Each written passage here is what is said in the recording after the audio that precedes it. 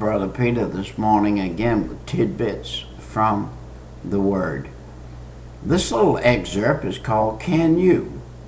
Can you see yourself lost and undone? Or can you see yourself as a righteous man delivered by God from sin and iniquity? Let's look at Psalm 52. We were looking at the gracious and goodness of Psalm 51 this morning earlier, and how the tender mercies of the Lord came and will come to the same guy in Psalm 52 that he did in 51. Listen to this. A question being asked by the servant of God, David. And he said, Why boasteth thyself in mischief, O mighty man? The goodness of God endureth continually. But thy tongue deviseth mischief like a sharp razor, working deceitfully. Thy tongue deviseth mischief. Wow. Man, do I have to be careful. I've been saved 40 years. Would my tongue, if I allow it, devise mischief? Let me tell you a little something, my friend. In a heartbeat, one heartbeat, my tongue would devise mischief. Be careful. The devil's out there, and he wants to devise mischief. But remember now, the goodness of God is out there continually. When you take something out of the air and make something out of it with your tongue, you can make it mischief or you can make it godliness. You can draw, there's two wells out there. There's that well of deceitfulness and that well of honesty.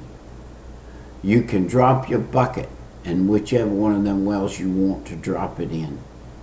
You want to drop your bucket in the well of honesty and pull it up. Be honest and righteous, faithful and true, and serve the Lord God of heaven, fine. If you want to drop it in the well of dishonesty and pull it up, you're going to have a bucket full of dishonesty. You're going to reap what you sow. Thou lovest evil more than good, and lying rather than to speak righteousness. And then there's a word, S-E-L-A-H. That is pronounced Selah.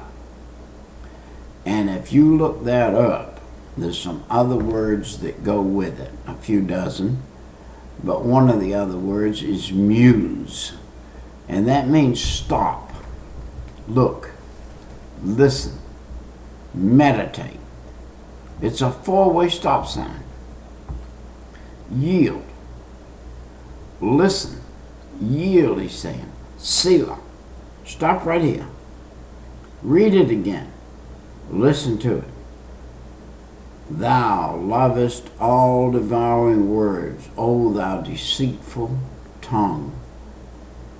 This could be you or I speaking to our own tongue. The deceitful tongue, set on the fires of hell, the Bible said, will lie in a heartbeat, will tell a dirty joke, will do things that you never would believe would come out of your mouth. Your mouth can be a well of deceitfulness or a well of righteousness. It's according to what you do with that tongue, is what your mouth will be. And by the way, that well is the entrance down to where the heart is. And the Bible said what's in the heart comes out of the mouth. So the well that you're supposed to draw from with that tongue is the well of righteousness. If you have a righteous heart, you can draw righteousness from that well. But if you do not have a righteous heart, the only thing you can draw with that tongue is deceitfulness. And look, righteousness also shall see and fear and shall laugh at him. Lo, this is the man that made not God his strength, but trusteth in the abundance of his riches, and strengthened himself in his wickedness. What is wickedness? Wickedness is unfaithfulness to God, is putting the faith and trust in your riches and not in God. It would do many people today very good to go back and take all the riches they have in the bank, every one of them, and take them out of the bank, take them down there, and put them in a storehouse in the church. For instance, we're buying a little piece of land at our church. We have some people that don't know it, but it would really do them well to turn that cankered money over. If they took that cankered money that's been sitting in the bank of the strong box and put it on that piece of land, God would replenish that money and give them more. I guarantee that. And that's all they got to do is be willing to do it and take it and do it. Not just be willing, but action. You got to put action on your willingness. You can get willing and not have action. And this is what I just said in the excerpt a little while before. Nothing in, nothing out. If you don't put anything in, you don't get anything out.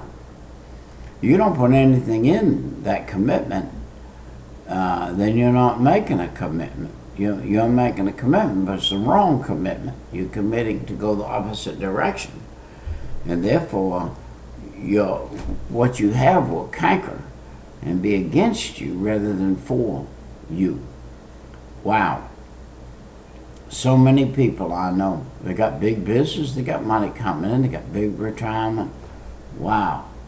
I had a man not a year or two ago or three. I sat in his office by his desk, and he proceeded to tell me his future life.